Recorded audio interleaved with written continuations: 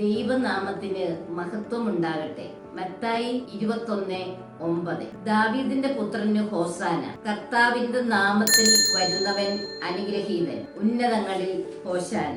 അവർ ജെറുസലേമിനെ സമീപിക്കവേ ഒലിവുമലയ്ക്ക് അകലെയുള്ള ബെത്ഫഗയിലെത്തി. അപ്പോൾ യേശു തന്റെ 2 ശിഷ്യന്മാരെ ഇപ്രകാരം അയച്ചു: എതിരെ കാണുന്ന ഗ്രാമത്തിലേക്ക് പോകുവിൻ. അവിടെ ഒരു കഴുതയെയും അടുത്ത് അതിന്റെ കുട്ടിയെയും കെട്ടിയിരിക്കുന്നത് ഉടനെ നിങ്ങൾ കാണും. അവയെ അഴിച്ച് എന്റെ അടുക്കൽ കൊണ്ടുവരിക. ആരെങ്കിലും നിങ്ങളോട് എന്തെങ്കിലും ചോദിച്ചാൽ കർത്താവിന് അവയെ കൊണ്ട് ആവശ്യമുണ്ടെന്ന് പറയുക. അവർ ഉടനെ ചെന്ന് ശിഷ്യന്മാർ പോയി യേശു കൽപ്പിച്ചതുപോലെ ചെയ്തു. സിയോൻ പുത്രിയോട് പറയുക: ഇതാ നിന്റെ രാജാവ് വിനയാന്വിതനായി കഴുതയുടെയും കഴുതക്കുട്ടിയുടെയും പുറത്തെ നിന്റെ അടുത്തേക്ക് വരുന്നു. അവർ കഴുതയെയും കഴുതക്കുട്ടിയെയും കൊണ്ടുവന്ന് അവയുടെ മേൽ വസ്ത്രങ്ങൾ വിരിച്ചു.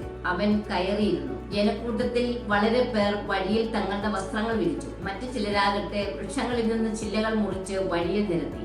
യേശുവിന് മുൻപിനും പിൻപിൽ നടന്നിരുന്ന ജനങ്ങൾ ആർത്തു വിളിച്ചു: ഹോസാന, ഹോസാന, ദാവീദിന്റെ പുത്രന് ഹോസാന, കർത്താവിന്റെ നാമത്തിൽ ഹോശാന, ഹല്ലേലൂയ, ആമേൻ.